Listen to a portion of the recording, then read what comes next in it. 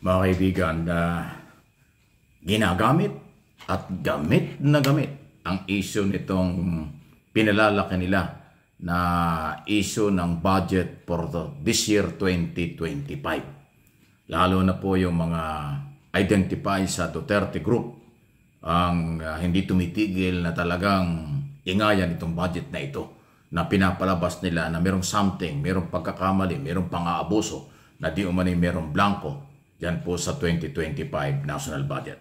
Kaya sinasabi kong ginagamit for publicity dahil ang nag-iingay dito ay ang kampo at mga followers at supporters ng mga Duterte. Kung ano ang kanilang layunin, siyempre isa lang yan. Dahil mag-i-eleksyon, pampolitika, publicity, pangalawa, gusto talaga nilang sinisira at magalit ang taong bayan sa ating administrasyon. Sa kabila ng sinabi na ng mga congressman, sinabi na ng mga senador, at sinabi na rin ng Pangulong Marcos na walang blank item, hindi pipirmahan ang isang proposed bill para sa budget kung may mga blanco dahil yan ay illegal at bawal. So magkaiba yung BICAM report kaysa sa pinirmahan ng Pangulo na General Appropriation o naging batas na. So paulit-ulit na ho ang paliwanag dyan, pero katulad na sinabi ko, dahil mag-i-eleksyon, kaya ginagamit ito ng kampo ng mga anti-Marcos o ayaw nilang kilalanin ang ginawa ng Malacanang. Anong inyong masasabi dyan?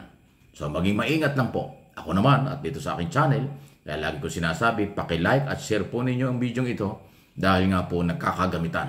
Pero ang mahalaga, pinaninindigan ng Pangulong Marcos na kanyang pinirmahan ito, walang problema, walang illegal, kaya tuloy ang paggamit nitong budget for this year 2025. Ano ha? Na dumaan sa kamay ng mga congressman at senador sa halos ilang buwan o kalahating taon binabalangkas yan mula pa noong ano ba yan, July or August ng nakarang taon hanggang sa bago natapos hanggang sa December 31 bago opisyaling na permahan ni Pangulong Marcos. Kaya nga, ang aking opinion, analysis, dito sa nangyaring ito, nagagamit na, gamit sa isyong pampolitika. Okay? Ano po ang inyong masasabi dyan? Samantala, dito sa survey ng, ano ito, Tanggire ba ito? Tanggire?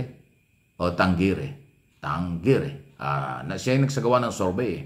Aba, ay bakit nawawala yung mga kandidato ng mga Duterte? Isa yung pumasok sa top 10. Sa top 10, ang pumasok si Bongo lang. Senador Bongo, yung iba nawawala talaga. At nakakalamang ngayon, siyempre, ito yung advantage ng mga kandidato ng administrasyon, kahit na ako mismo hindi rin gaano sang-ayon sa mga kandidato ng administrasyon, pero sa survey, ayan ang lumalabas. So pakinggan nyo itong report na ito ng PTV4 na siyang nagbalita, may kaugnayan doon sa survey mula January 8. Ay bagong-bago ito. January 8 to 11, hanggang 11, nito lang. Nung isang linggo lang, ito po yun. Patuloy na nangunguna sa 2025 pre-election senatorial preferential survey ang mga pambato na administrasyon sa ginawang December pre-election senatorial preferential survey ng Tangere. Nanguna ang senatorial slate ng Marcos administration, kabilang na sina ACT-CIS Representative Erwin Tulfo na nakakuha ng #1 spot. Ginawang survey nitong December 10 hanggang December 14 sa 2,400 participants sa pamamagitan ng mobile-based respondents.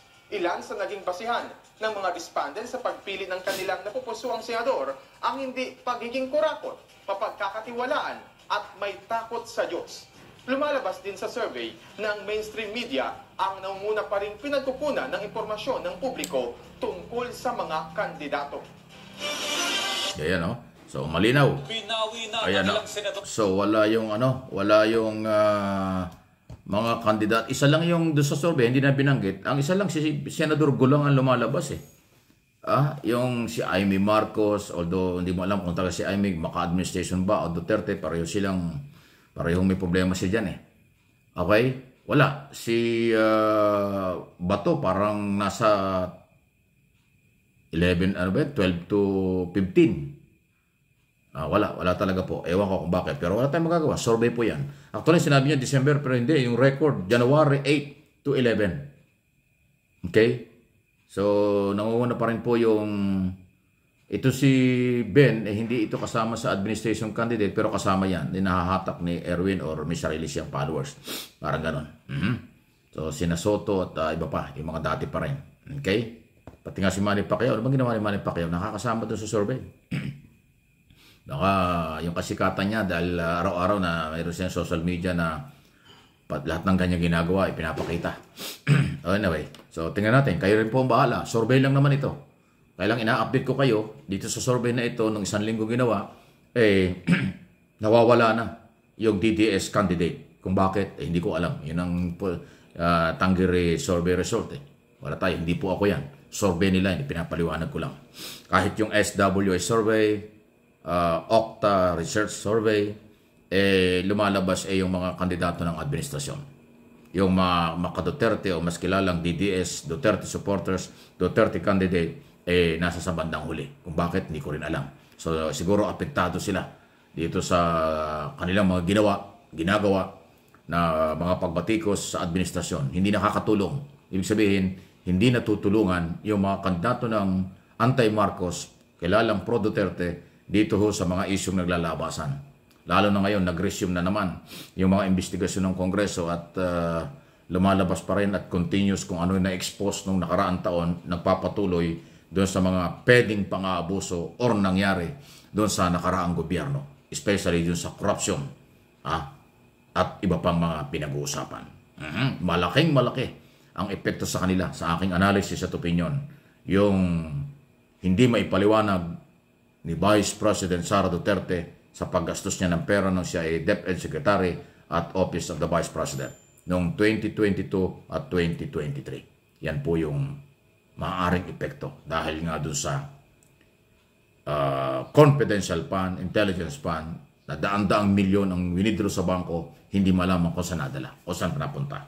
At dahil dyan, ay posible na yung mga kandidatong identify sa mga Duterte kaya hindi lumalabas dahil alam na ng taong bayan. Marunong na ang taong bayan. Ayaw na nila ng ganong sitwasyon. Ang gusto ng taong bayan, pagkakaisa, magtulungan, kaya ang kailang sinusuportahan sa kailang paniniwala sa ngayon, base doon sa survey ng Tangere Group, ay ang mga pro-administration candidate. Yan ay survey lang, hindi po yan sa pilitan. Nasa atin pa rin mga kamay, nasa inyo mga kamay, na aking mga subscribers, followers, at viewers, pagdating ng election day, kung sino ang iboboto nyo. Okay? Ayaw kong magbanggit na kung sino. Dahil ako'y namimili pa rin until now. Hindi ko pa rin alam kung sinong iboboto ko, pero dito sa mga survey na ito, lumalamang ang administration party, administration candidate, kumpara sa kandidatong maka-Duterte or supporters ng Duterte camp. Ayun po yan. Okay? Wala tayong magawa. Yung survey ang nagsasabi. Base sa resulta, hindi ako. Ginagayad ko lang o sinasabi ko lang ito dahil merong pinanghuhugutan, merong nagsosurvey. Nalihitin mo naman ang kanilang ginagawa. Maraming mga nagsosurvey. Pulse Asia, SWS, Okta, ito nga, Tangere, at kung sino-sino pa dyan. Yan ho talaga ay usong-uso sa panahon ito. Please like, share ng video ito. Bakit nawawala ang mga anti-Marcos?